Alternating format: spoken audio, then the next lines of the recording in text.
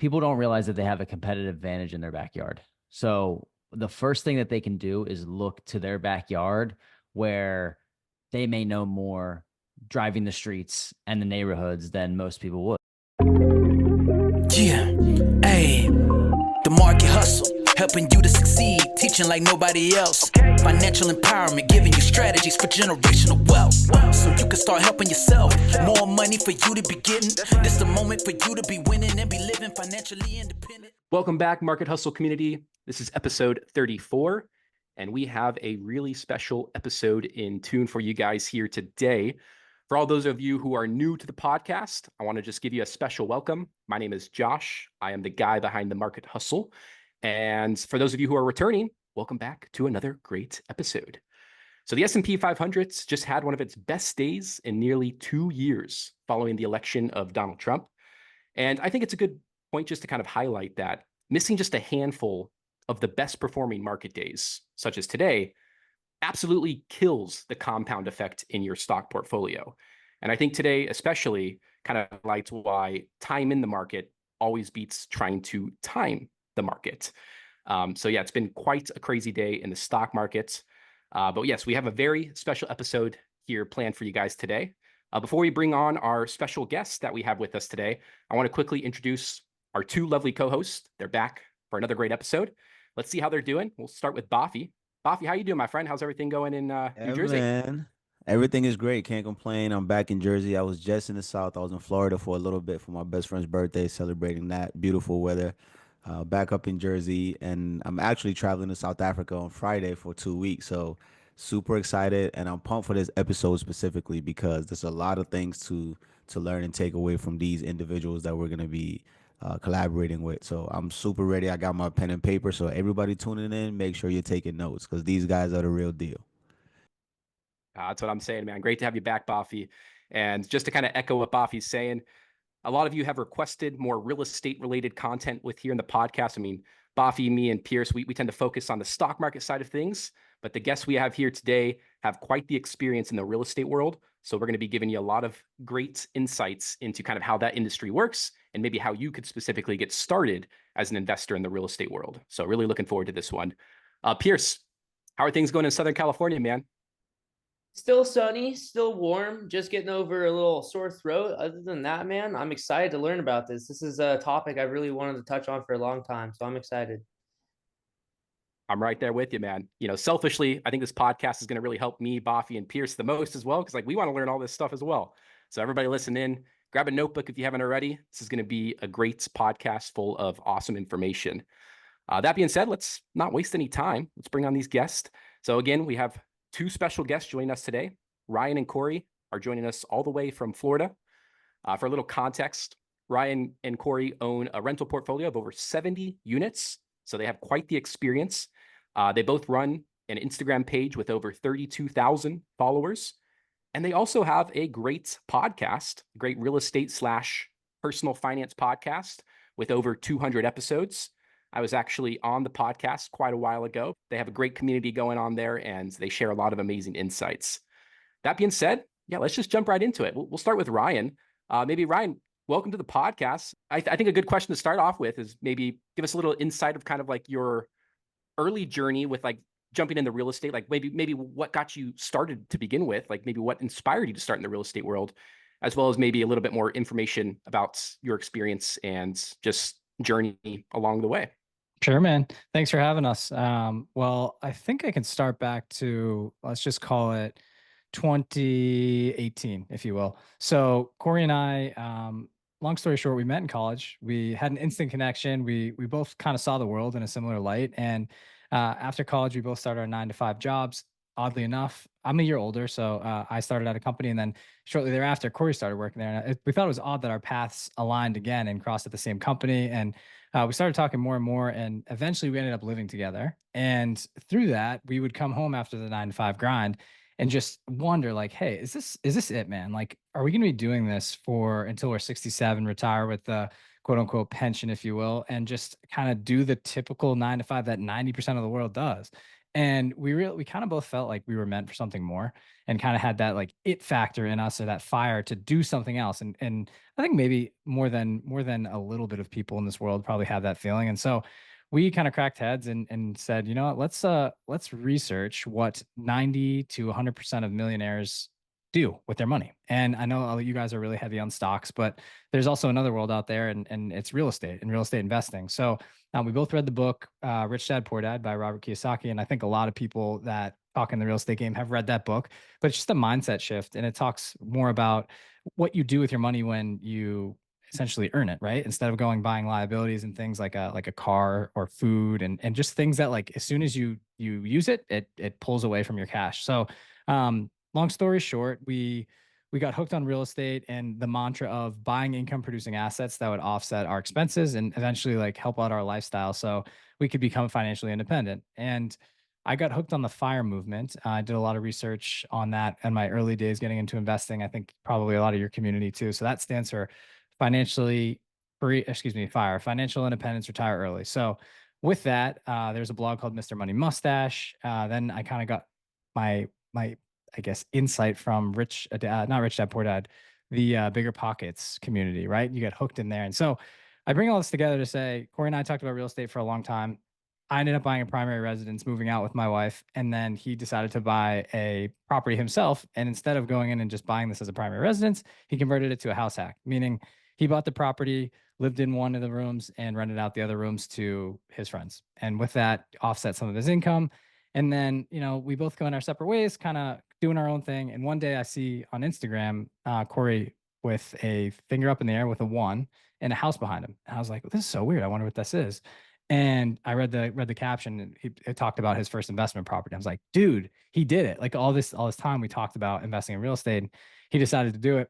So I immediately hit him up instead of waiting. And I said, dude, you did what we said we were going to do.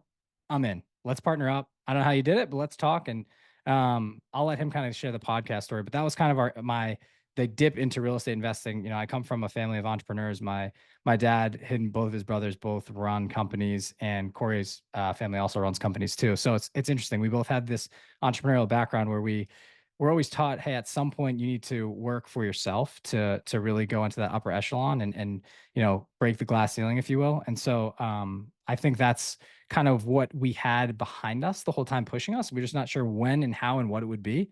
And it turns out it was real estate. Man, that's incredible.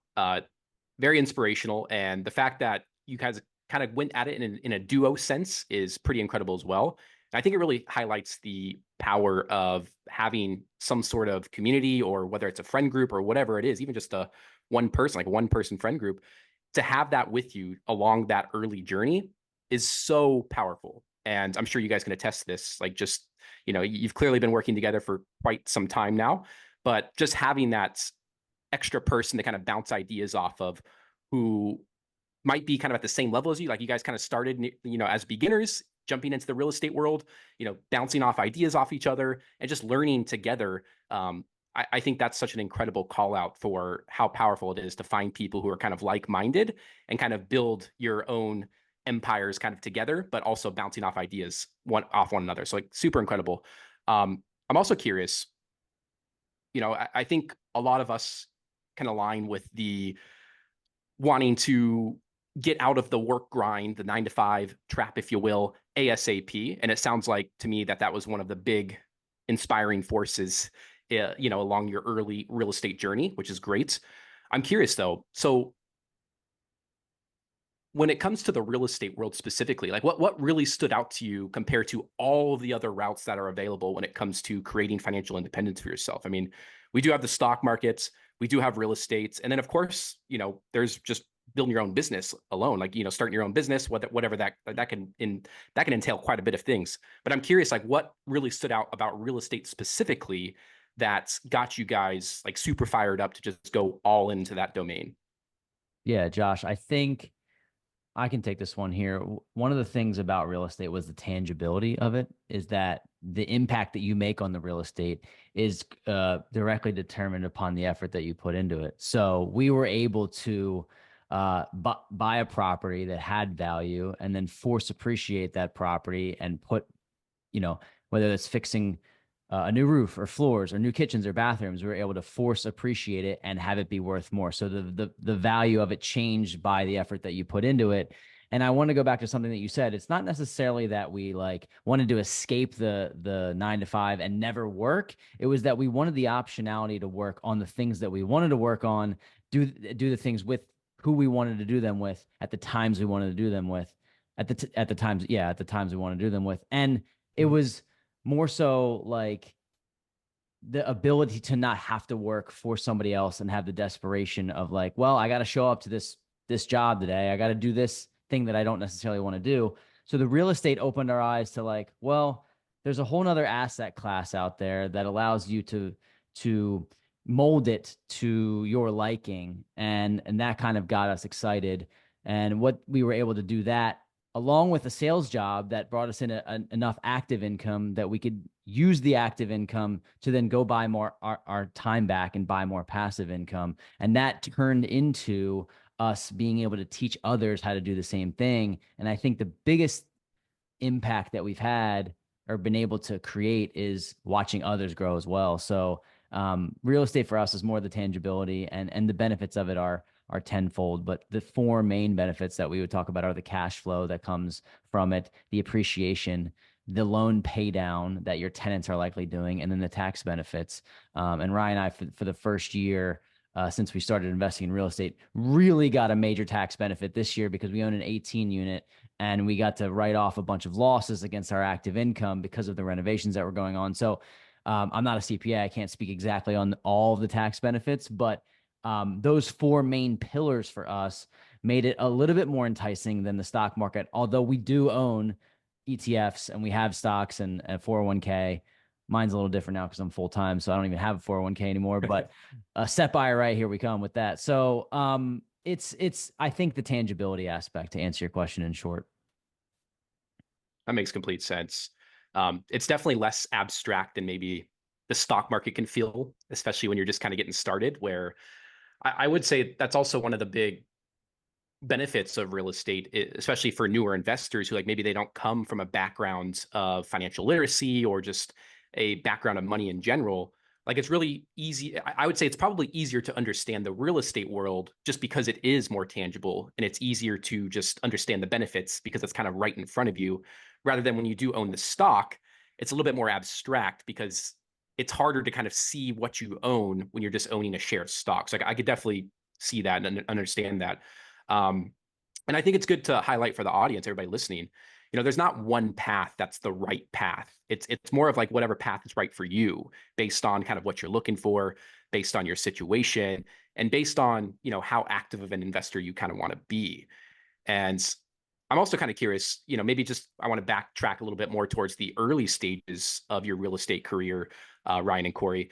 Maybe give us a little bit of insight to just like you're buying that first property, maybe some of the limiting beliefs you had to overcome about real estate in general, because there's quite a bit of people who think, you know, they have to have hundreds of thousands of dollars to even consider real estate. So I'm curious, maybe like any limiting beliefs you guys had to kind of overcome to make that jump into the real estate world and actually get started building up to your 70 unit portfolio.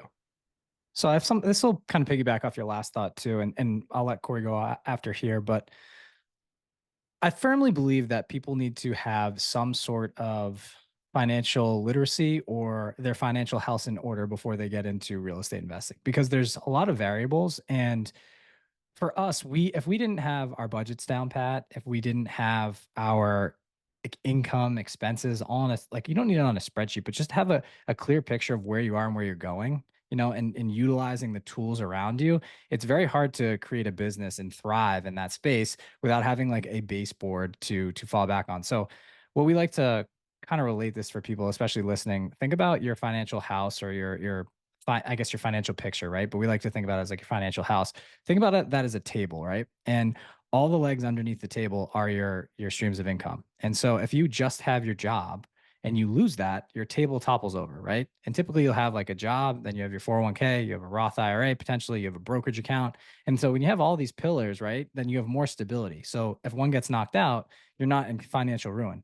We like to, from that point forward, we like to add real estate. And we believe that everyone should have some sort of real estate and in their asset mix. And I say this because it is more tangible. It's less, political, like the world has less impact on real estate in a quick motion than it can with the stock market, for example, right? So I think a lot of the real estate investors we know, they don't pick direct stocks. They go the index fund route, right? And you can have a mix of blend. You guys could probably talk way more educated than I can on this. But for example, or for instance, I just wanted to bring this up where before you dive all the way into real estate, you have to have some sort of background on finance, personal finance, how the world works, how business works. Because when you get into this game, it's not a hobby. You're creating a business around what you're buying and the assets you're buying. It's your biggest purchase in your life potentially for most people, right? Some of these, even 100 grand for a very cheap property, that's a lot of money for some people, right? If you had 100 grand in your stock portfolio, you'd be hyped to start out, right? Once you get to that 6-figure mark,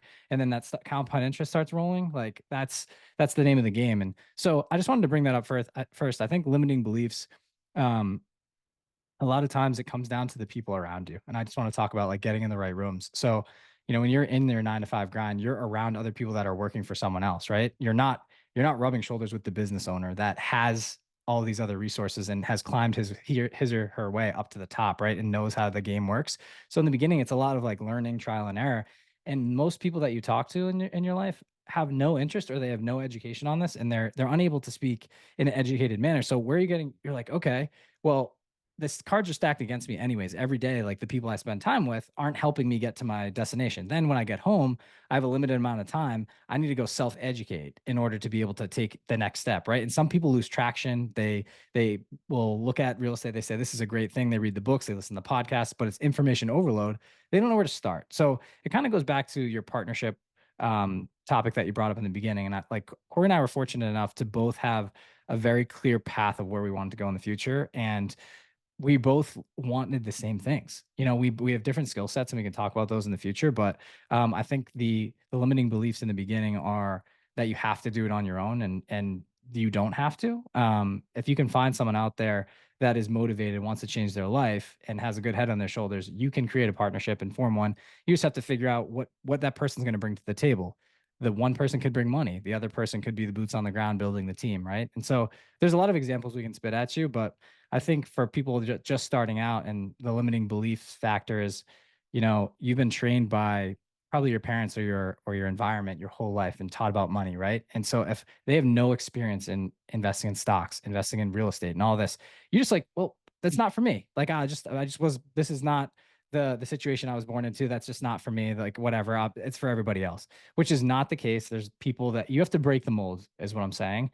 And once you realize that no one's coming to save you, and you have to start reading books and listening to podcasts and self-educate, can't just go through life, or else you'll just be exactly like everyone else, an employee, and I say that to say employee, but in school, that's what we were trained to be, right? You're trained to go get a job, get all these degrees, and get the education to fit a mold and go into a bucket and work for someone else, right? And eventually, maybe if you work your way up, you'll get stock in the company and get a higher enough role but you'll never really own the company, right? So all these entrepreneurs, they go through and they self-educate, and they go through the school of hard knocks. And so I know I'm spitting a lot at you guys there, but there's just so many thoughts that go through my mind. And thinking back to when we first started, I could give myself so much wisdom that I have now. And the number one thing is just like the biggest battle is gonna be lying in between your ears. And if you can push through it and just believe that you are capable of doing this, and it's not for everybody else, it's for you. You just have to put the work in. You'll get much further, and you'll get ahead quicker than you think. Yeah, and I can add something, like just an anecdote, a little bit about limiting beliefs. I think the limiting beliefs are supposed to be there. If they weren't there, then everyone would be doing the thing that you're doing. Everyone would own a stock portfolio that has $1 million in it. Everyone would own 30 rental properties because then there would be no barrier to entry. So limiting beliefs are just supposed to be there. They're it's like if you jump out the plane and build a parachute on the way down, you're gonna succeed a lot faster than somebody who overanalyzes and just never takes action. And I know that's cliche to say, but the common theme of us interviewing 250 successful entrepreneurs is that they were scared and they did it anyway. And that's really what it comes down to, is just realizing that your goals are on the other side of fear. And I know this is philosophical. I can talk about like the actual details of the first rental if that's what you want to get into, but when you ask specifically about limiting beliefs, they're going to be there because you are an imposter until you're not one. So that's okay. And I think you can accept them and move forward. That makes sense, man. I mean, given that, if any person specifically is interested in going into the real estate domain or the real estate world, like when you're just starting, all you really have is that initial interest. Like you don't really have the education, you don't really have the understanding. Maybe if you started, like a lot of our listeners, they are more familiar with the stock market world, so maybe they have some of that education, that financial education, and just kind of how the business world kind of operates. But when you enter a whole new domain, like everybody's heard stories and stuff on social media, maybe they've read a couple of books about real estate. And to both of your points, like real estate is such a powerful asset class, but it's also a completely different asset class than something like the stock market or even just something like basic entrepreneurship where you're running your own business. It's still like its own monster in that sense.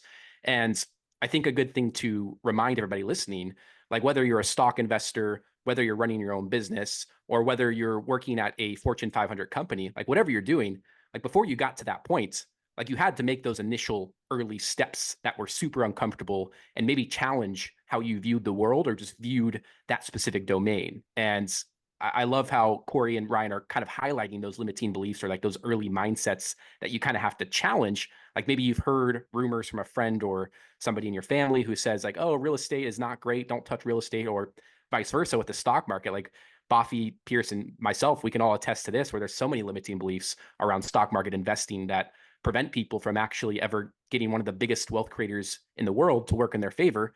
And it's unfortunate because it's a lot of people kind of roll their eyes at the mindset stuff or the philosophy stuff, but it's actually pretty damn important. And I'm glad you guys kind of opened with that when it comes to getting started in the real estate world, because everybody wants, a lot of people kind of want things to just happen super quick.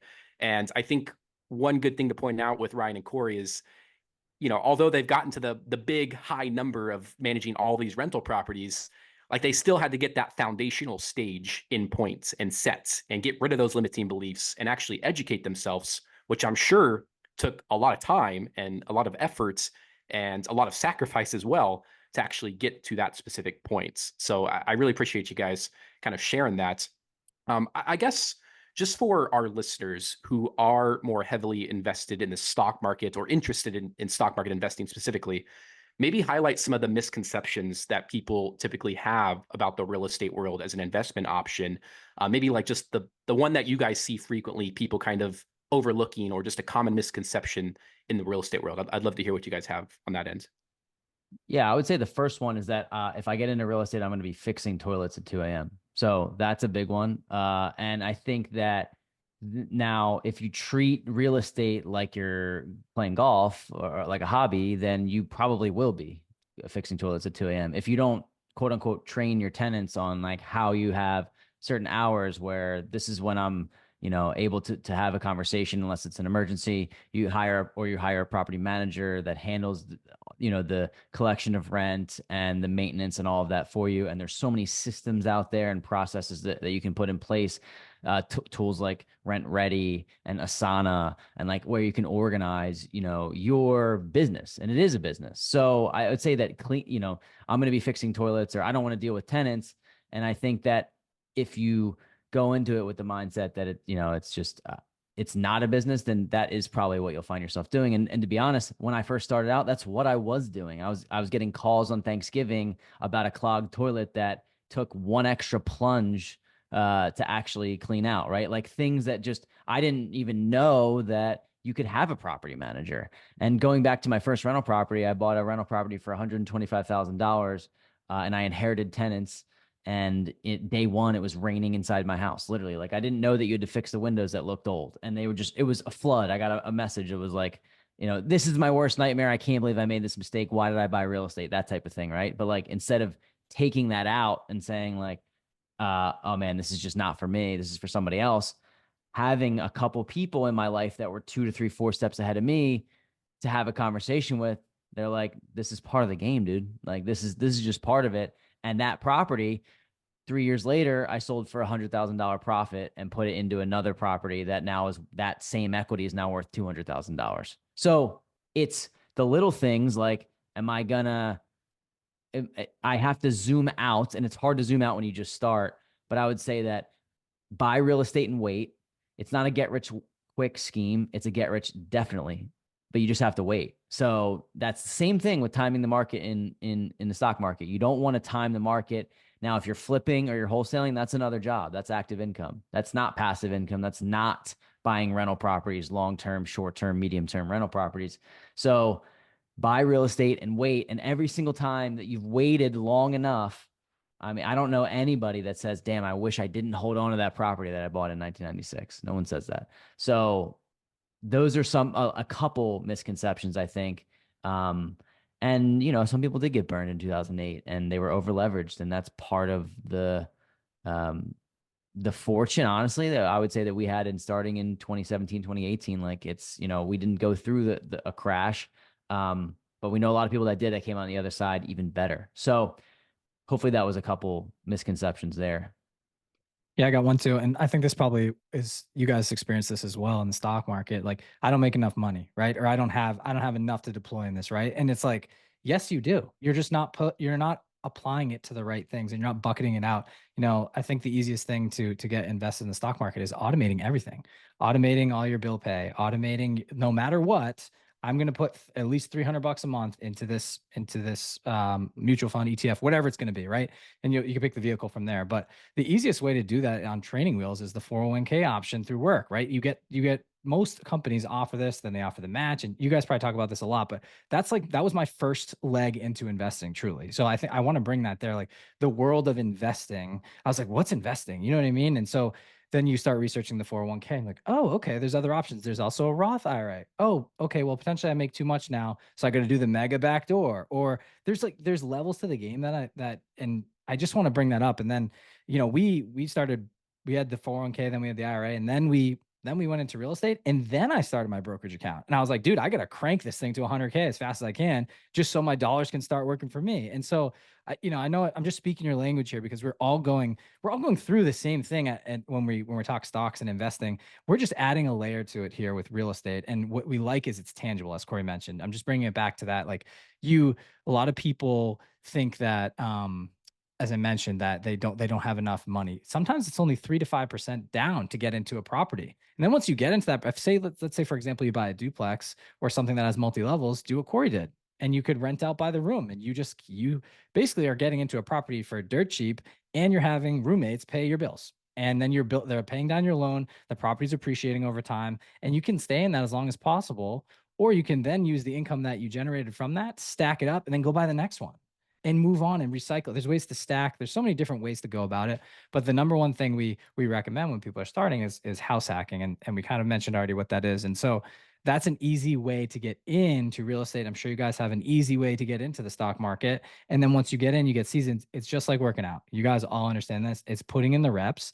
And the reps are not only studying and analyzing deals, right? It's actually going and you have to take the leap of faith. Like you have to go through it. Like to hit your PR, you're going to have to put the 2 plates on and try it at some point. You get a spotter, right? That's your mentor. So Cory and I, right? Like we had partners, we were gym partners together, right? So we go through this thing and I'm like, okay, I'm not sure if we should try this strategy. He's like, dude, I got you. Stands above me, grabs the weights. We can do it together, right? And so it's just, I think you can even amplify it to a stage further. And I think this is probably for you guys, like for people that are interested in the stock market, you guys are their, you know, whether you know it or not, you're their mentor in a way, right? They're looking at all your social posts. They're like, okay, this seems like the right fit because Josh is mentioning it. He's doing this, right? And so we've kind of found ourselves to be becoming mentors to people over time, and you know, building the community in the podcast. People have been reaching out and they're like asking questions, and we're like, the only way to really do this is to build our own platform and to corral people in. And so that's why we started our coaching program. And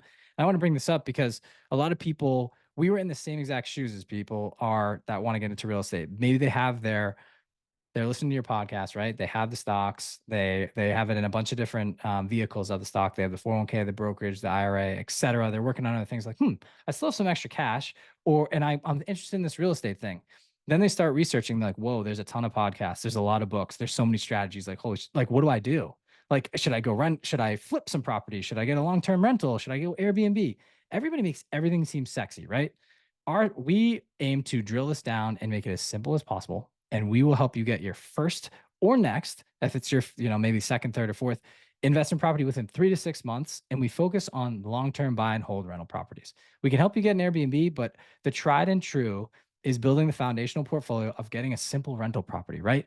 And what happens with that is that you change from someone just investing passively into something where you are now building a business. You're responsible for tenants. You have to screen the tenants. You have to, even before you get them into the property, you have to analyze a ton of deals and learn how profit and loss statements work. You have to know what market you should potentially invest in. So there's a lot of facets. We basically streamed it down to an 8-pillar program where we take you A to Z. And so I say that the only reason we were able to scale our portfolio to the heights that we have was surrounding ourselves with people that had done it before us and did it way more successfully than we thought we could do it, right?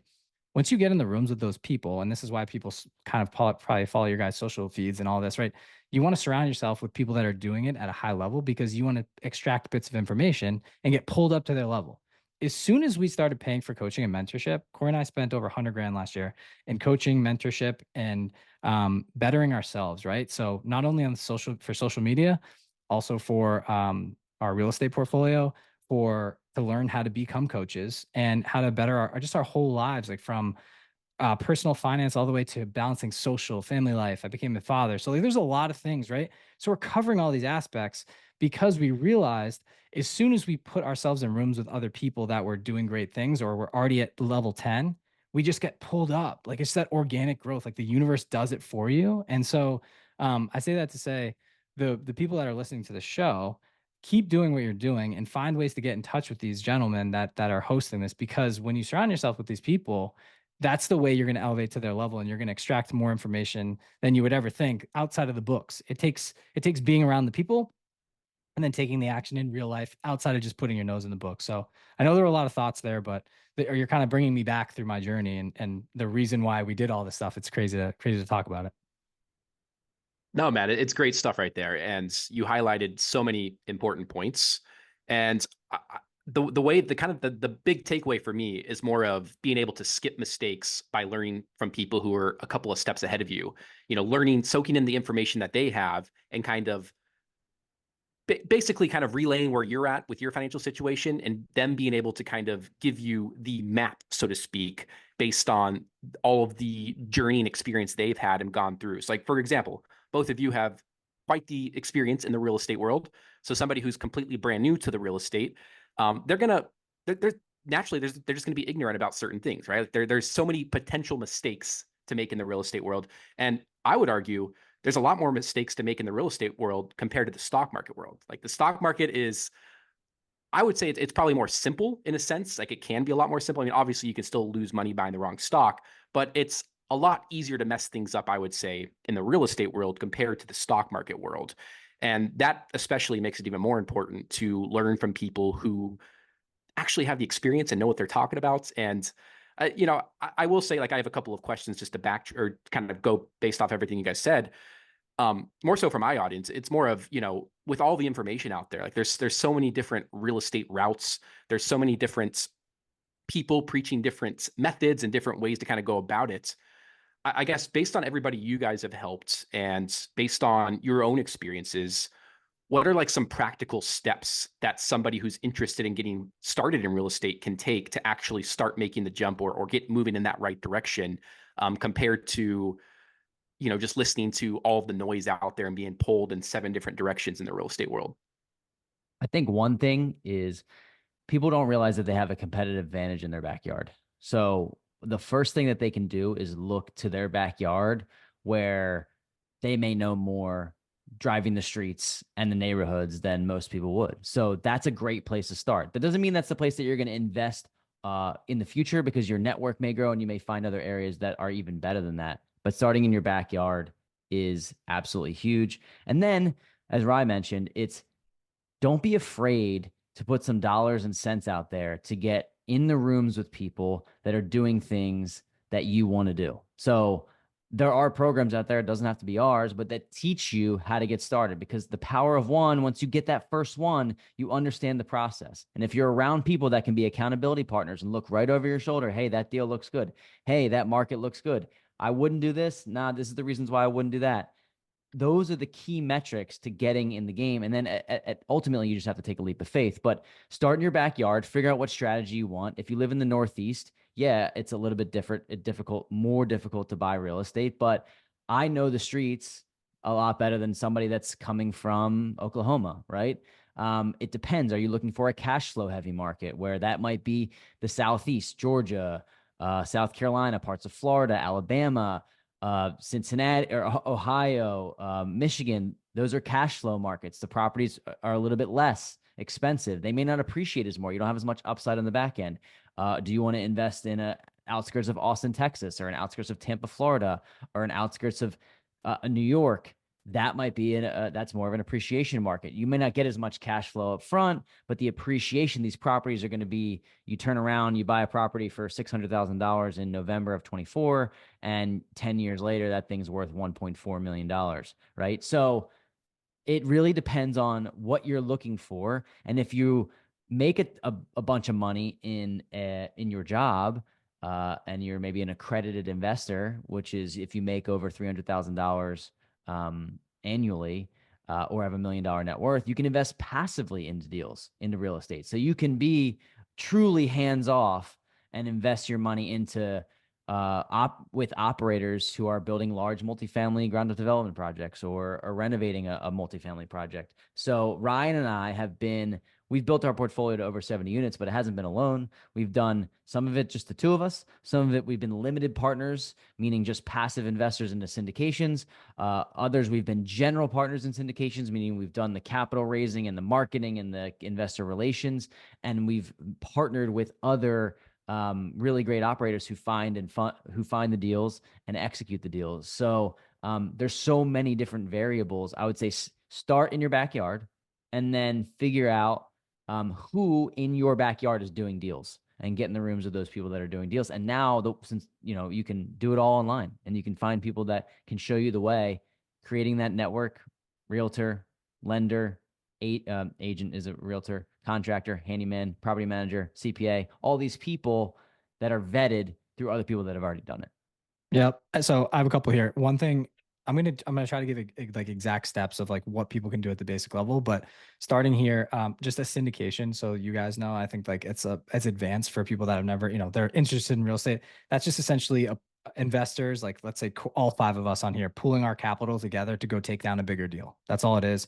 But there's a team, an operations team that runs it. You guys potentially would come in, let's say, for example, as passive partners to fund the deal. Then there's an operational general partner team that's managing the asset. And so I know I want to make sure that you guys don't get overwhelmed, listeners. Like that's advanced strategy. But if you make a certain amount of money and you just want to come in as a passive investor, look up real estate syndications. You can invest in real estate without having to be an active player and worry about some of the headaches that you start hearing. But if you want to take it back to and this can parallel to kind of our journey, but I'm going to start here with some books and then I'm going to start here with some steps. And Cory mentioned your local market, right? And I think that's the really important thing to think about. It's like the mindset piece and understanding your market, right? Drive the streets, understand what's a good street, a bad street. What you could start researching the market and to look at what places are potentially selling for, what they're still listed for. You're getting a feel for the market, right?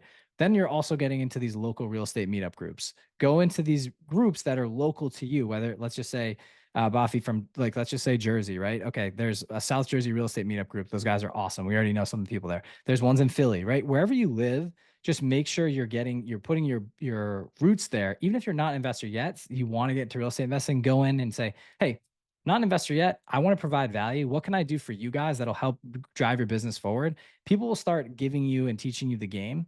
So that's organically, but on what you can be doing to change your mindset, start here. Every real estate investor we know knows have done this.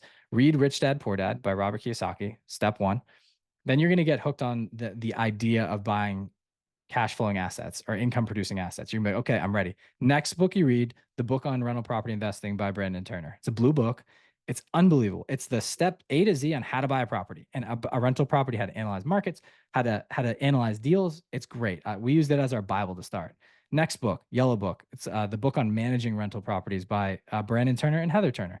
Then, and these 2 people, Brandon was the former host of the Bigger Pockets podcast. We just soaked in all the information. He was like our mentor without knowing it, right? We just listened to him every single day, taught us the game. Then I decided to read his book.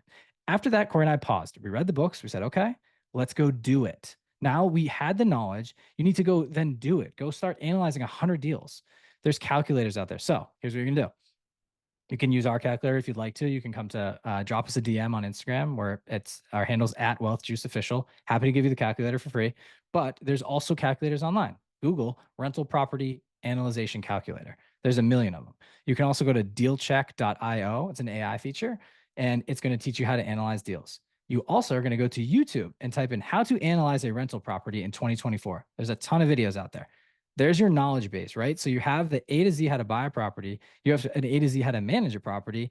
You're already knowing you're supposed to be in the market. You're getting around the key players. And then now you have to spend your time. This is the homework that most people stop because they think it's, I don't want to, when I get home from my 9 to 5 from 6 to midnight or whatever it is, I don't want to be analyzing deals. I'm too tired. Great. Then get up earlier, get up at 5. And when your brain's chugging along, have a coffee, start your day, start analyzing deals. The only way you're going to do it is getting familiar with it and putting the reps in. And once you're here, you're in a great spot. Now you're familiar with real estate investing. You're like, okay, I understand the numbers. The first person you need to put on your team is a real estate agent that is investor friendly. And we have a list of questions we could go through. I don't want to bore your entire podcast with all the questions, but it's really in the weeds. I can send it to whoever you guys need. We built this out. But basically what it is there's so many weekend warrior real estate agents out there, right? Where they have a 9 to 5 and then just on the weekends, they're working for real estate to make some extra cash. That's not who you want to be around. You want to be around the hungry real estate investor that is a real estate agent that is an investor themselves. They have a portfolio, so that way they know how to analyze deals. They can help you in the market, but then they also work with real estate investors as well. Because if they're working with real estate investors, they have a group of people that are already analyzing deals and they know what a good deal is, right? They have buy boxes. And so that way it's just going to help you get more familiar with what's going on in the market. You're like, okay, well, if so-and-so is buying that, then why is that? Is it for this strategy, this strategy? But I say that that's your key player, and every other person on your team will flow in that first deal from that real estate agent. They'll have the lender for you.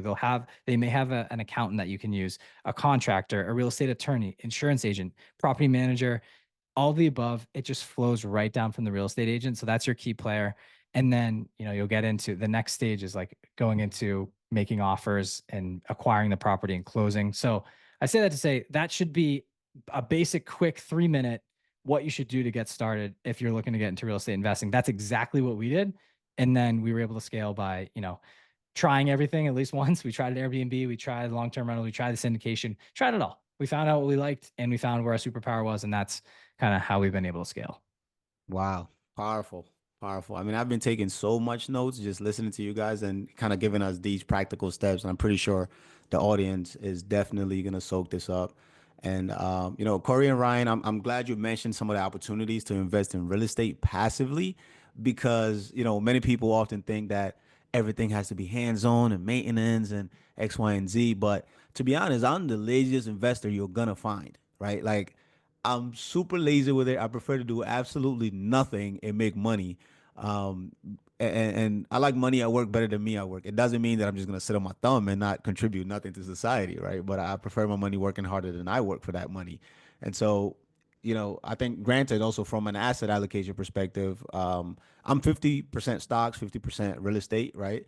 And so I think I love the fact that you mentioned some of these deals and ways you can invest passively. And even REITs is one of those examples where, you can invest in real estate investment trust, which allows you to do exactly what Corey and Ryan kind of stated as well. And to me, that's such an exciting life hack within the entire space, right? You don't have to always take on all the leverage, all the headache. There are plenty of options available to you, and you can definitely learn more by getting in touch with them or even just simply following the social media platforms gives you access to such high level information. But I have two questions, and the first one is really where in Florida are both of you based and where are most of your real estate property locations? So we're Because actually in maybe I Philadelphia. don't even know. Maybe I stayed at one of you guys' Airbnb when I was down in Florida. Yeah, well, so I own a property in Tampa, Florida, but we're actually in Okay. Philadelphia. So we're in the Northeast. Oh, nice. So we do have property in Tampa. Hmm. We have property in South Jersey, New Hampshire, the Pocono Mountains, and Arizona. We have a ground up development project. So the property in Tampa I bought in the past about 18 months ago. I rented it out as an Airbnb. I love it down there. It's more of a lifestyle play. I go down every now and then, but the property does very well. I have a great management team, and I'm able to manage it from afar. So it's great. I'm not sure if that answered your question totally, but because Yeah, no, yeah, it definitely does. I think it touches on just the diverse experience you guys have in being in different markets, right? Because, you touched on Philly. I'll be in Philly at some point towards the end of November, so who knows? And then, I think one of the fun part of also being in real estate is the fact that you can go to a different market or different location and you just stay in your own place, right? Like you don't always have to spend extra cash or do different things. You can take a little trip here and there and just kind of take that environment in and learn a ton. So that's pretty cool. Thanks for sharing that. My second question is really, I'm sure that there's some obviously common goals and alignment here, but how do you both kind of reconcile disagreements, right? Because there might be listeners out there who, they might be on a similar path or building something with a colleague or a friend, or maybe even just couples trying to, get their feet wet in the real estate and do something together, right? And obviously, not every single decision is going to be agreed upon. So, how do you guys kind of work through some of those nuances there? this is maybe our favorite topic to talk about. Oh, I love it. Good, Say good. that Ryan and I are basically married. Not in certain ways, and in others we're not, right? But so I think that it comes down to people talk about partnerships as like they need parlaying skill sets, right? Somebody does this thing well, the other person does that thing well. I think while that is amazing, what you need in a partnership is somebody that you can trust as a blood brother or sister, right? Somebody that you have no problem sharing your banking information and your social security number and all of the important facets about your life, how much time you spend with your family, what's important to you. Hey, I'm going to the gym at this time, no problem. We need to, so the disagreements are few and farther between because we put each other above any dollar figure that we could possibly make. Our relationship is so much more important than the next property that we're going to get or the deal that just fell through. None of that shit matters. It doesn't matter without the people. People are what make real estate and life fun, right? And worth doing. So Ryan and I have had established that no matter what we do, the most important thing is our relationship. And we have frequent check-ins because disagreements come up in business all the time, right? But we have never had a fight. We've probably gotten annoyed with each other and know exactly how to exactly how to deal with that annoyance. But I think that the dealing with the disagreements is just understanding that this person has my best interest no matter what. I don't want to lose Ryan's money more than I don't want to lose my own money. So that's really my answer there. But to go back really quickly to your ask about property in different areas, I just want to give a parallel for people. So owning property in different geographical markets, say in the United States, is similar to diversifying your stock portfolio, right? Because when people say the market is crashing, well, what does that mean? In a stock market, that may be true over the S&P 500, and a lot of a lot of stocks are going down. In real estate, the Austin, Texas market is so different in so many ways than the Cincinnati, Ohio market, and there's no broad spectrum of saying the market is crashing. So now there is some global catastrophe that could affect the entire thing, but having property in Tampa, Florida and Phoenix, Arizona, there's different migration patterns and different people coming in and out. And so all of those factors allow us, once you get to a certain point, you build it in your backyard or build it in one location, then you can diversify to others so that you are in ways mitigating your risk. So I just wanted to touch on that. And then Ryan, I'm sure you have some things to say about partnership in general. Yeah, the partnership's very interesting.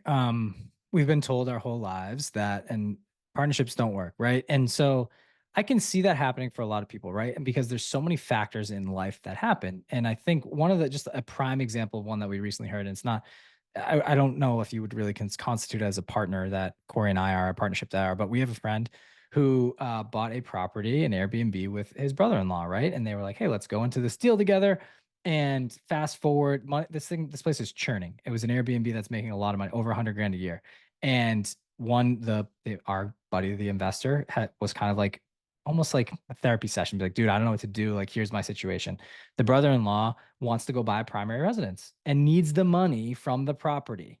So they're 50-50. And the only way to make this work after all their like kind of deciphering of the deal is like they had to sell it. And so now our buddy is out a deal, and it's just, partnerships can fall for that reason, right? And a bunch of other reasons, disagreements, money. If you put money first, it's going to get squashed no matter what at some point, no matter how good of friends you think you are. And so I would say Corey's really good at this, where he is a nice level setter, where, you know, sometimes we just get like in the motions and we're going full speed. He's like, dude, pump, we got to pump the brakes. And like, that's why truly, like, he handles the money side of our business. I am very much the go, go, go, go. Let's do this. Like, hey, let's put this person in this place, blah, blah, blah, the integrator, right? And he's like, dude, stop.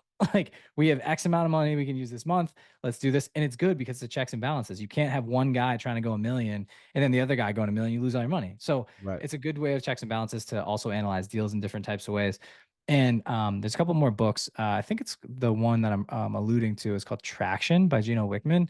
And it talks about there's two people in a partnership, or the two roles that you're looking to fulfill. And one is the visionary, right? And that's the person that has the big ideas. And then there's an integrator, where the person is like the guy with the big ideas. It's great, dude, but you're not going to get anywhere unless you get someone, that cog in the wheel, that's going to go take the action and put the system together and just nose to the grindstone. And I say this, when you start, you're every role. You have to be as a business owner, right? But as you grow, we're like, okay, Cory, you kind of fit this mold, and like, Rye, you kind of fit this mold. So like, we branched off and we divide and conquer now. So he handles certain sides of the business, I handle others. He's more of the money side, like the handling the books, and then also analyzing the deals, double checking. I'm more of putting the systems in place for us to succeed and making sure that we have the right butts in the right seats. We are like the email automations, the CRM, the other things. And like, just, it's funny because you would think those will all be the numbers person, but they're not. Because we're both, one thing that we're really both good at is cultivating relationships and sharing our story and getting people to like the thing that we're talking about, and just bringing a room together and lighting up a room. So we don't have to work on that really, like, as much effort as it takes for the other stuff. So that's why we really had to, like, okay, dude, let's put this on paper. Who's doing this? Who's doing what? And I think it all comes back to making sure you're doing these check-ins. We treat everything like a business. It's weird. We talk every single day, but sometimes it can become overwhelming because we're texting all the time. We do voice chats. I'm like, dude, we need a business meeting. So we'll have a meeting like once a week. We got the podcast, we got the real estate, we got the coaching program. I'm still managing my W-2 at the same time. And it's like, whoa, I also had a kid. So we're just like going through the thing right now. And if we didn't have each other, it's so much harder to go through this game alone. And like, the lone wolf mentality, which a lot of people get, is like, well, I want to soak up all the profits myself and I want to do this myself. It's like, good luck, buddy. Like, it's you can do it, but it is tough. So Cory and I are blessed to have each other. And I say that we like to highlight each other when we get on shows and things, but we both know we wouldn't be here without the other person, because we have been through, one of us will be at an all-time high, the other one will be an all-time low. And as long as you're not, you have to sometimes fake it in a way, like, dude, if you're both having a bad day, one of you's got to step out and pull each other out of it, because then it just leads to bad things. And so I say it all to say, partnerships do work as long as you put yourself first, and you have to talk through things. Communication is the number one thing. If you're resentful, if you have passive aggressive tendencies and things, it doesn't work, because your friendship's bleeding into your business, and it's all affecting everything. I think the last thing I'll say on this is, it's really powerful to have a partner, to understand that it's not just, this is, let's say, you don't have any kids, you don't have a wife or anything. It's just you in the world, right? Having someone else that is reliant on you, or anything you do impacts them, is a strong motivator. So I know that, like, decisions I make, they're not only going to impact me, but they're going to impact Cory and his money and his future and his eventual kids, right? So it's like, it's powerful stuff where it's like, this has to be the right decision, but also we only have one shot at this life. Why are we taking so much time on this one? Like, for a certain thing. So it's like, just we have to push forward. Action over analyzation, I think, is Cory's mentality. Is we changed our whole mindset this year, and he kind of trained me on this, but it's really like, dude, let's just get 85% of the way there, build a parachute on the way down. And it's worked so well. It really has. So we kind of got out of analysis paralysis. Even, you would think, on the outside, having a 70-unit portfolio and doing all these things, right? Everyone's going through shit, man. I say that. Sorry if I'm not allowed to cuss here, but I know people, right? No, you're good. All right, cool. Like, every single person listening to this, no matter how great their life seems, is going through something, and it will impact your business at some point, and it'll bleed in, and you just have to have that cornerstone relationship, the foundation, where it's people first. Cory, that last example I'll give you is the Tampa property, right? He kept saying, I bought this property, right? I bought this property. We were going to go on a property together down in Tampa. Cory was analyzing deals. Like, dude, I really think Tampa market's something I want to get into. I was a little hesitant. I was like, I'm not sure about Florida, blah, blah, blah. But if you want to do it, I'll do it, dude. Like, just if you put it together, I'll fork up the cash, whatever. As long as it's a good deal, pencils out. He goes down one weekend, builds his, he already had a team down there, but he's like circling the market, finds this really good place. And he and his girlfriend basically tell this great story to someone that's selling the property. The property had gone up like 30 minutes before they went to see it, end up getting the deal, right? And he calls me and he's like, dude, not from the property, but he comes home and he's like, he's really like, he seems sad on the phone. I'm like, dude, what is going on? Like, I know something. He's like, dude, I just like don't know how to bring this up. I'm like, just lay it on me, dog. Like, we'll get through it. What's going on? What did I do? And he's like, well, it's not you. He's like, I've been really thinking this over, and I would like to buy this property myself because I want to eventually retire my family down there and have a place for my parents when they retire to go hang out and go enjoy their life. And then also a couple times per year, I want to go down. And I was like, dude, I would first off, I was like, damn, I would obviously love to have this property in our portfolio, right? But then the second aspect of it is like, why would I ever try to take something away from his journey, right? We're not going to do, it'd be crazy to think we're doing every single property together. And he's always wanted this lifestyle play to be able to work remote and be able to have a beautiful place where he's working and with the laptop in front of the pool and the things. I'm like, dude, I know his vision. So I'm not going to take anything away from that. I was like, dude, I love it. You should do it. Go take it. He took it down. But I think some people, for example, if it maybe a different type of partner would have been like, oh, dude, I can't believe you would cut me out of that deal. Or like, I thought we were doing everything together. Whereas I was like, dude, it's all good. And he's done that for me too on other things. It's like, it's one of those things where it all goes back to communication and looking out for the other person and don't put yourself first all the time. And if you always go into a room with a handout, it's not going to work out for you. And we've learned that giving everything away for free and just pumping out information, which you guys are doing, especially Josh on the Market Hustle, like, dude, it comes back full circle. Karma is a real thing. The more good you put out into the world, it comes back to you tenfold. Cory and I've gotten 5 to 10 more deals from that Tampa experience and meeting people, and we're starting to build our portfolio with another person that he met down there. It's like, come on, like, you can't beat it. And so I just think about this stuff all the time, and you got to look out for the person that's looking out for you. And I just wanted to hit you with that story because partnerships, they can work. I want to debunk that. It's not easy, but they can work. That's fire, man. I feel like we're witnessing a true Shaq and Kobe duo here right now, and it's kind of nice to see just for like an analogy perspective from all the range and spectrum of up and downs and the highlights, the lowlights, And I think it's something that we really appreciate. And on this podcast, we're big on transparency, right? Because there are many podcasts or others out there that will only kind of highlight the one side of the coin, which is basically the benefits and the advantages, but that can also be misleading, right, in other ways. And so the fact that you guys are comfortable in sharing, some of the challenges, lessons, and how you collaborate and problem solve, that's inspiring because that's what people need to see, right? There's so much information out there, and if everything looks like, hey, it's just easy and simple and straightforward, it's kind of setting them up for failure. And so you guys being able to highlight the challenges and the back end of it, that is huge because it's very relatable. No, I mean, my best friend is in real estate. A good mentor of mine is in real estate as well. And I'm glad that they at least share some of the difficulties and stuff that they face, right? Because it's not easy, and anything easy is for the most part not that valuable anyway. So partnerships do work. I agree with that. There's going to be up and downs. And so whether you're doing something by yourself, you're working with a company, a property manager, you're trying to build something together with your partner, understand that you want to be patient with each other, learn to understand each other's strengths and weaknesses, build that trust, have good communication channel, and over time, things smooths out and works itself out. That's fire. Love it. Appreciate you. Yeah, man. And I think the success you guys have built up to is pretty evident based on how you guys kind of operate. Like the partnership you guys both have, it's built on communication, but it's also built on, understanding the human side of things as well, not putting money first, putting the relationships first, which is such a powerful thing to highlight right there. And what's even more interesting to me is how both of you really do treat this like an actual business, which I think this is a misconception I notice when people think of real estate investing, where they think like, hey, I'm just going to buy 5 rental properties. It's going to be completely passive. I'll just hire somebody to manage it and I'll go on living my life.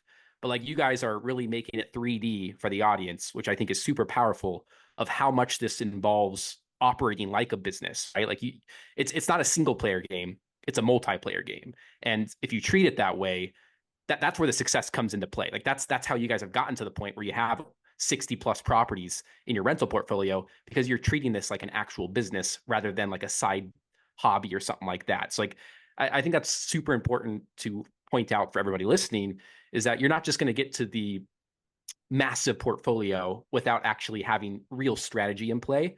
And I really appreciate you, Ryan and Cory, for actually highlighting that and making that 3D for the audience here. There's one thing I do want to touch on, because I know we're getting close to that hour mark, but there's just, you guys have shared so much great information, so many gems. This is going to be a great podcast for our listeners who are interested in real estate to re-listen to, because we've just put out so much information here. But I'm curious for, and Pierce, maybe you can jump into this.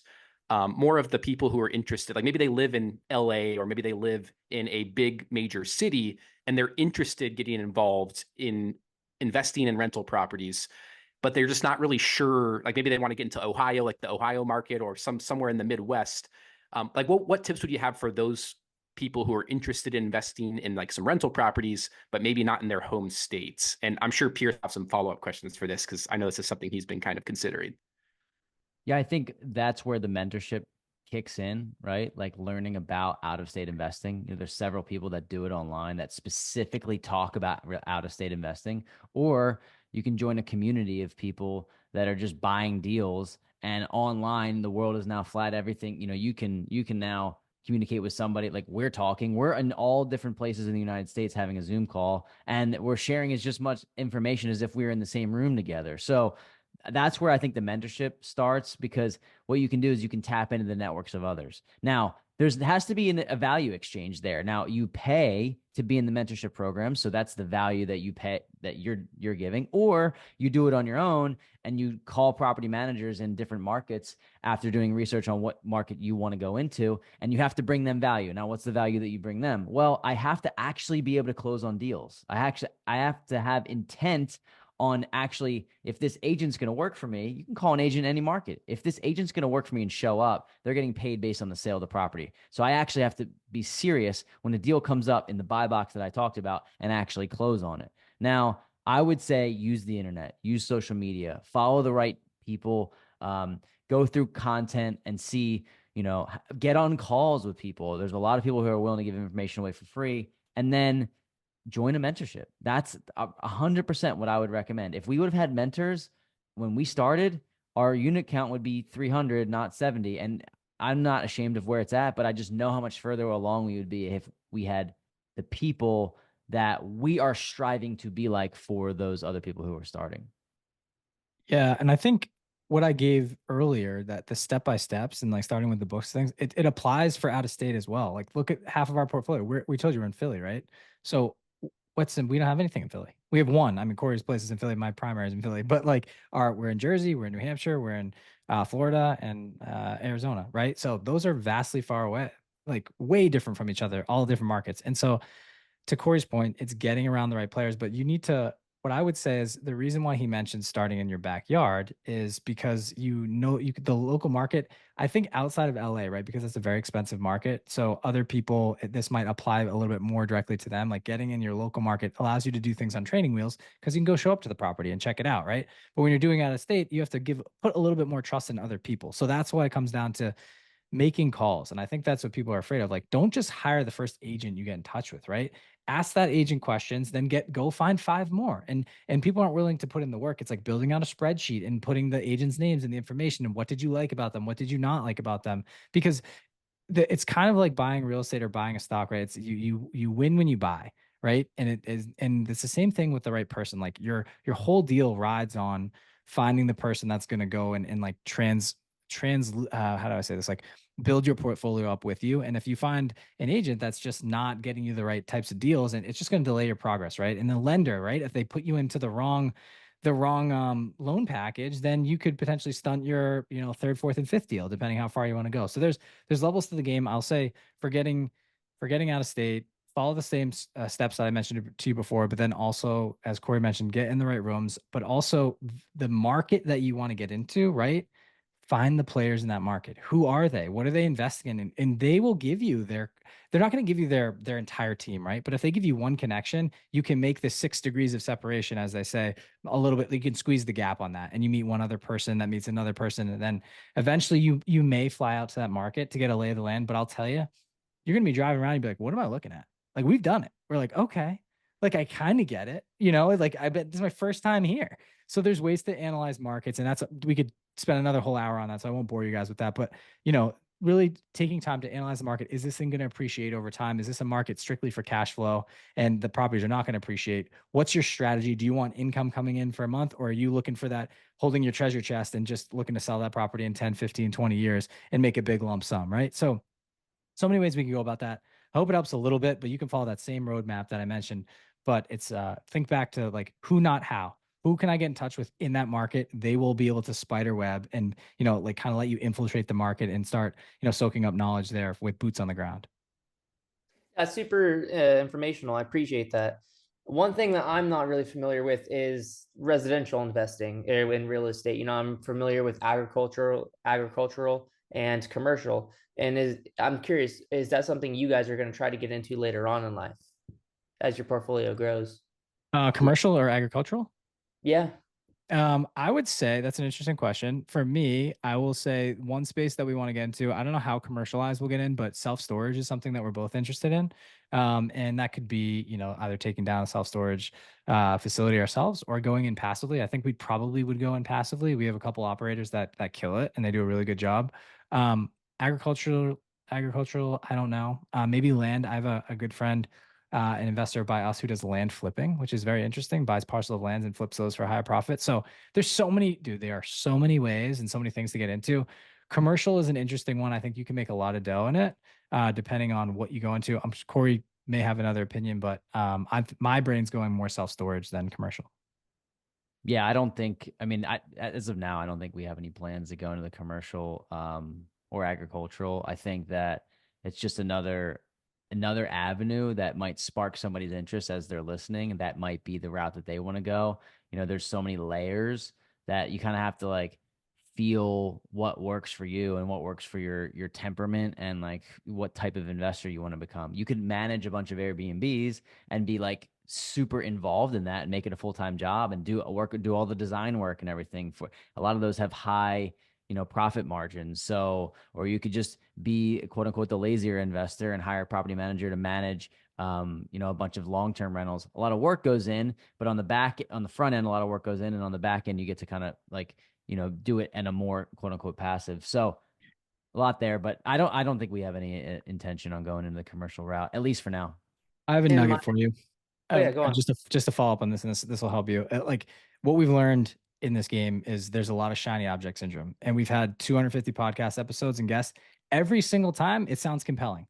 Oh, dude, like let's do self-storage, let's do commercial. It sounds amazing. They're like, okay, because they're the master of that, right? And so little tip or nugget for you is like become a master of one, not a jack of all trades. And with that is like, if you are a little bit good at a ton of things, you're never going to be amazing at one thing. So we've tried a lot of different things. As I mentioned, we've tried the syndications, we've tried the Airbnbs, we've tried the long-term we've done fix and flips, we've done long-term buy and holds, all these things. The one thing that we love, the tried and true, the easiest for us is to buy long-term residential real estate. And whether that's a single family, a duplex, a quadplex, right? Like small multifamily, because we know we can do it with our eyes closed. And we know people that can do it basically for us. We have the teams now that go in and can take down a market. The Burr strategy is one that we're kind of pivoting towards, not really pivoting, but it's still residential, right? It's a buy, rent, refinance, rehab, and repeat. I think I hit them all. And so essentially what we're going to be doing is buying a property undervalued. We're going to have a hard money lender fund 85% of the deal, a private money lender, maybe a friend or family member, fork up the down payment, and then renovate this thing. Hopefully it appraises for a certain amount, can do a cash out refinance to pay back our lenders. And then Cory and Ryan have a rental property for hopefully no to low money down. And then just keep repeating the process. So that's also another lane, right? Though there's just so many. So, but for us, I don't want to get muddy the waters with commercial and all these other things, because we tried that with Airbnb for a while, and we realized we were the front desk of a hotel basically, and the reviews constituted, we could have an amazing place, but one bad apple gives you a crappy review, and dude, the algorithm in Airbnb pushes you to the 20th page and you have an amazing place. You're like, okay, so this is a computerized program we're playing with. Once again, I have to master Instagram, and then I have to master Airbnb, right? It's just another thing. So I'll get off my soapbox. The answer to your question is, we are now, it took us a couple years to kind of try these things out, and we found what we really like, and we're sticking to long-term buy and hold. We might mix a couple burrs in here to get into properties without having to save up all of our cash, right? Go low and no money down. And then our teams that we have built out on the East and West Coast, they take the big multifamily deals and they're managing them. We bring in investors to invest in those deals with us, to take down deals together. So those are our lanes, probably staying out of commercial and agricultural. This was awesome, dude. I listened to the bigger pockets money podcast with Scott Trench and Mindy Jensen, I think is their name. Mm-hmm. I've been listening to that for like 2 years now, and this is just, dude. I don't know if you guys have been together yet, but you guys need to get on a show together. You guys would absolutely kill it. Thank you. We had Jay Scott on a couple of years ago, and then Mindy we have not had on, which we'd love. So our goal. It's funny that you guys are so gracious enough to have us on the show. Like, we're doing our goal here is to do this big podcast tour. I think I mentioned this earlier in the show. It's like, for so long we've been just the guys asking the questions, soaking it in, and we're like, at some point we're like, wow, like we have a story to share now, right? And it's cool. Now we have a community that we built, and it's so cool. So now we became the guys that we were interviewing, which is so interesting. And so it's something we wanted to do, and I think getting on shows like that, right, bigger pockets in general, like other things, like those are who we were listening to. So that's a goal for us for next year, to definitely get on bigger pockets. The money show would be fun too, but we're really shooting for the big show. We don't want to be on the rookie show. We're like, let's do it big and let's get it done. So that's a goal for us. Keep killing it, dude. That's awesome. Thanks, man. Appreciate it. Ryan and Cory, I really appreciate you guys taking the time to come onto this podcast. I mean, you guys have shared so much great information. This podcast is definitely one to re-listen to, probably a couple of times if you're brand new and you're kind of have somewhat of an interest in the real estate world.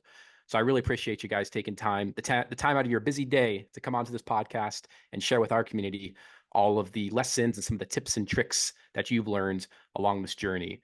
And for the Market Hustle community, I'm sure you've noticed a lot of similarities when it comes to some of their higher lessons when it comes to what they've really learned and soaked in and applied to their investing journey in real estate, where they are more of the buy and hold long-term, great quality real estate properties, which really aligns with the Market Hustle philosophy of buy and hold long-term quality stocks. It's the same kind of concept, because just like what they mentioned as well with the shiny object syndrome, there's a lot of that in the stock market too. Quite a bit of it. And it's very easy to get distracted with some of the fast money stuff that looks very fascinating, looks like it's super sexy, looks like it's going to make you a millionaire super quick.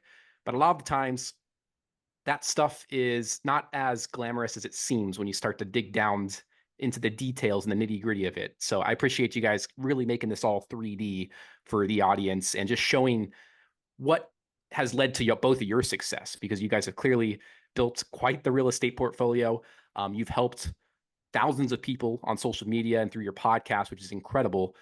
So I really appreciate you guys coming on to the podcast, because I do think like our higher level values when it comes to the philosophy we speak on are pretty much aligned, just in different domains. So I appreciate that. I am curious. I do have like kind of one last question before we completely wrap up the podcast. Who would you guys say, if you had to like just paint a picture of a person, who would you say real estate would not be for? Like maybe they have a mindset, like they're kind of considering getting involved in real estate, but based on your experience, based on all the people you've helped, based on all the people you've interviewed, who would you say should maybe avoid real estate? Maybe like their mindset or traits or specific financial situation. If you kind of had to highlight somebody who's not ready to get in real estate, and you would suggest to kind of step away or not get involved with it. Do you want to go or you want me to go? I would say somebody who, and we've had conversations with these people. There are people that are like in credit card debt or have maybe, you can obviously do this with student loan debt, but somebody who doesn't know how to manage their own home is not going to be able to manage another person's home. And that's what you're doing. You're managing somebody else's, either their home or their experience with Airbnb. And we still love Airbnb, by the way. It's just, it's not our main focus from here on out. But I would say if you don't have your personal finances in order and you don't have an allocation, or you're not, maybe you're not disciplined, like a discipline is a major factor, because this is not going to happen overnight for people. So there's been people that we've had conversations with that have, a few $1,000s and they want to come into our program, and we kind of tell them, listen to our podcast, listen to our YouTube, soak up some knowledge, save up some money, stack it up, and we can help you teach you how to do that. But you got to have your personal finances in order before you can invest. And that's who I would say should stay away from real estate, because things happen all the time. We've had properties burned down. We've had, floods. We've had things that you have to come several $1,000s out of pocket for on the flip of a dime. And so being prepared on the back end would be crucial. Yeah, I would say to piggyback off that, if you're down to your last dollar, right, or in negative, that's real estate's not, I say it's not for you now. I don't want to put the limiting belief out there again for people to say, hey, this isn't a right fit for you as a person. It's a not right fit for your situation right now. It eventually could be, right? And so I think it's digging yourself out of whatever hole you're in, or getting your financial house in order. I'm going to drop another gem here. I'm on a roll tonight, boys. So another book for people to read, and this is it's a basic one, but I love it. I Will Teach You to Be Rich by Ramit Sethi. I don't know if it's on your list or not. It's basically a 6-week program for people to get their financial house in order. We have a couple people that reached out to us and wanted to come in the program. I go, guys, you're not quite there. Oh my man, there you go. Buffy's holding it up, baby. I think mine's like right around here too, right behind me. It's unbelievable. So we are cut from the same cloth, bro. I love it. It's such a good book. I go back to it all the time. There's little nuggets in there. Teaches you about automating things, how to leverage credit cards, how to pay off high interest debt, and then how to get into the stock market. But like automating the system. I never thought I was this guy, but I'm really the systems guy. Like if things aren't going in a flow, I'm like, I feel out of whack. I'm very OCD in things, and like if things aren't lined up, I'm like, I feel cluttered. Like something's going on. Someone's got to do it. Yeah, someone's got to do it, man. Yeah. So I don't know. I blame my mom. She's got this shit too. But I will say this, it is very helpful as you go through this process to, before you get into real estate, just get your financial house in order. As Cory mentioned, if you can't manage your own house, your own financial house, right, your own P&L statement, you're not going to be able to manage a real estate portfolio, because it's a business. You're going to get discombobulated, probably lose your shirt. So it's not that it's not a right fit for you forever. It's just not a right fit now. Soak up the knowledge, right? And get in the game. I said another easy way to get in the game is like, if you can go give your services away for free, right? What I mean by that is like, try to provide value to people, to real estate investors that are doing it at a high clip, or someone that you want to be like and eventually be on their level. There's so many things out there. And I'll just think about social media, for example, right? There's probably so many really high level real estate investors that are horrendous on social media, but they would love more leads for their business and more like a window into what they're doing. What if you're amazing at social media? What if you know how to cut videos? What if you know how to film videos? What if you know how to start a podcast? What if you know you're a graphic designer? There's so many things you can do right there to leverage your skill sets. Be like, hey, I'll do this for free. I just want to be around you. You teach me the game, I'll hook you up. And so it's just a nice way to get in, because it's a value exchange. It's not money. And then I tell you what, people that are super successful, that I know they're limited on time, but when they see a young, hungry entrepreneur and someone that's really trying, they're just going to feed you, man. I'm telling you, there's something about it when you get to this level. We've all found that, like, we ask questions like, dude, I'm just like, I've mastered my craft and I just want to give back. I see you hungry. You guys are hungry. You're asking all the right questions. Like, we were there. And so now we try to do as we go. Like, that's part of this journey for us. Is like, okay, what nuggets can we give to people that we just learned and we went through, because the other guys are still feeding us. And so that's what makes this whole thing go around. And I know I probably answer your question way longer than I should, as with most questions on this podcast, but I think that should do it, where, get your financial house in order first, and then you'll be on your way. Man, no, I think that's great. And of course, I love how much in depth you guys go. And that's really what's going to help people soak in the information that's important to learn, to actually get started and make some sort of real effort or progress, if you will. That's the problem I see on social media. And that's why I love podcasts so much, is because with social media, it's more of the highlight reel. It's more of the surface level stuff, but with these podcasts, we can really get down into the details and help people really soak in the information they need to get themselves to the next level, so to speak. So really appreciate you guys diving into all the details. We touched on so many different things in this podcast. And again, it's super easy if this is like the first time you really even thought about real estate. I'm sure it's a little overwhelming. So like the first step is, that's normal. It's normal to feel a little overwhelmed if you're getting all this information. We went through so many different things. So if you have to, take the time to re-listen to this. Definitely take the time to follow Ryan and Cory on their social media page. They have a lot of great information on there, as well as their podcast. They have over 200 podcast episodes, which are absolutely amazing. So if you want to dive into this even more, make sure you go check those out.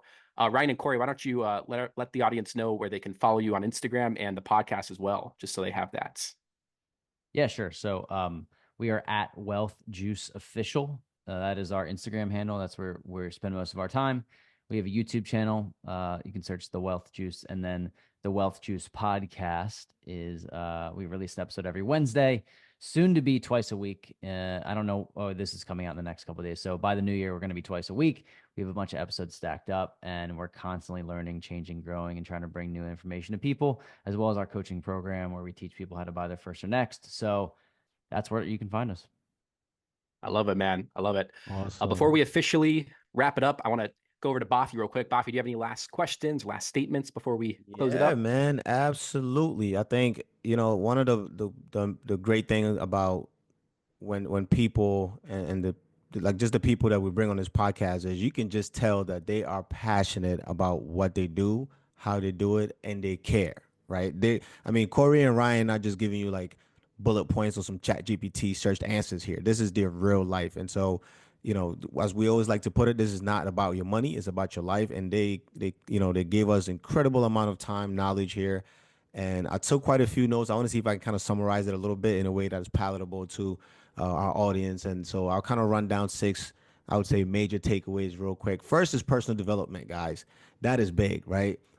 Right out the gate, they mentioned Rich Dad, Poor Dad. And that's a book that resonates with many of us. And one of our pillars here on this podcast is continuous learning and investing in our own development. And already you can see that from Ryan and Cory's story, that's a common theme amongst wealth builders, no matter what the asset class is, right? So investing in yourself includes reading books, podcasts, right? Coaching, mentorship, services. And I'm speaking from experience. Sometimes you simply need someone who can provide you with palatable value unique to your situation, right? Sometimes the book might just give you more of a universal umbrella or some guardrails and things to rule of thumbs and stuff. But there are things that are specific to your situation that they can provide you way more value on. Second takeaway here is really options, right? You want to have flexibility to do what you want, when you want, where you want, how you want it, right? And successful people continue providing value, building, learning, and growing. And that's one of the most beautiful things when you execute the wealth building process through assets such as real estate and stock market alike, right? Cory said it, they've been able to buy their time back and help others also live that dream, which is extremely rewarding and being able to pay it forward. So that's part of the things that this podcast strive to provide for all the audience and everybody as well.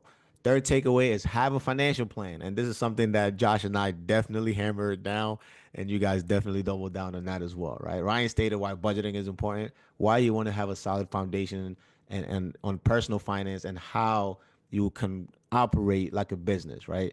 And why you want to have some legs for your table, because you do not want to try and build a mansion on the table with 2 legs or 1 leg. That's just recipe for disaster. And then next is community of like-minded individuals, right? The great thing about this podcast is that we bring on subject matter experts, in this case, real estate specifically, and they have evidence, track record, that have served many people to improve their lives. And sometimes it takes a simple podcast episode or a DM or a follow to accounts like Ryan and Cory and literally taking advantage of all the real estate knowledge that they have compiled over the years. All their that's one of my favorite things here, because all their mistakes and pitfalls you get to benefit from without having to actually make them and hurt your dollars, your pocket. You know what I mean? So you can leverage their experience. And it's one of my favorite sayings. I'd rather learn from others' lessons and mistakes than my own sometimes. You don't have to do everything yourself. You don't have to reinvent the wheel. You'll be surprised what a little bit of investment in yourself can literally catapult you and help you avoid a ton of pitfalls. Next is long-term investing. We emphasize the importance of having a long-term outlook, looking at the bigger picture, and holding your assets for long-term. And obviously, the longer you hold, more money you make. It doesn't only apply to the stock market, it applies to real estate as well. Lastly, diversification, which is a concept that we tend to kind of touch on quite a bit when it comes to the stock market. But here again, you can see it is a similarity thing here in real estate, and it's very applicable. And just to put a bow on it, be scared and do it anyway. I mean, you know, when you look at all the successful people and the winners, there's a common theme, and I just highlighted 6 of them. And the bow on top of all of that is they are human, just like you are. You might be afraid. They were afraid. I was afraid. You know what I mean? We're all afraid. Still am. But the cheat code, exactly. The cheat code is to get to where you want to get to, you're gonna have to take steps, and it all begins with one. And this episode could be that one. So don't take anything lightly. Everything has serious value. Even a penny has value. Thanks Beautiful summary. Beautiful summary, Buffy. I love it. I love it. Pierce, how about you on your end, my friend? Do you have any last questions or statements for our lovely guest here today? Might be time for me to buy my first piece of property. We can Let's help. do it. We know Yeah. we know a couple guys. Yeah, know we a got some guy. connections here, Pierce. Yes, sir, we do. I love it, man. Well, hey, Ryan and Cory, again, I really appreciate your time. I know it's late over there on the East Coast, so thank you for being flexible and making it to this podcast to share with our lovely listeners the information and experience that both of you have worked hard to gain. I can't thank you enough for coming on here. Again, Market Hustle community, make sure you give them a follow. We'll leave their social media handles in the description, the podcast description. So go check that out there. And as always, if you have a few minutes, if you got any value out of this podcast whatsoever, whatever podcast platform you're on, go leave us a 5-star review, leave a quick comment so it pushes our podcast out into the podcast universe and helps more people get to find this podcast, and then also allows us to bring on more great guests like Ryan and Cory. So I appreciate you all for listening. Ryan and Cory, thank you for coming on this episode. Pierce and Buffy, thanks for coming back for another episode as co-host. And we'll see you, Market Hustle community, again next week. Have a great rest of your night. Bye-bye. If you feel just like I do, link up, come and join this crew. Hey, I'ma go invest and I'ma watch my money double, take it to another level. With that market hustle, ay, always play it smart. You ain't dealing with a sucker, take it to another level. With that market hustle, I'ma hustle, ay, hustle. With that market hustle, I'ma hustle, ay, hustle. With that market hustle, I'ma hustle, hustle. With that market hustle, I'ma hustle, hustle. With that market hustle, go.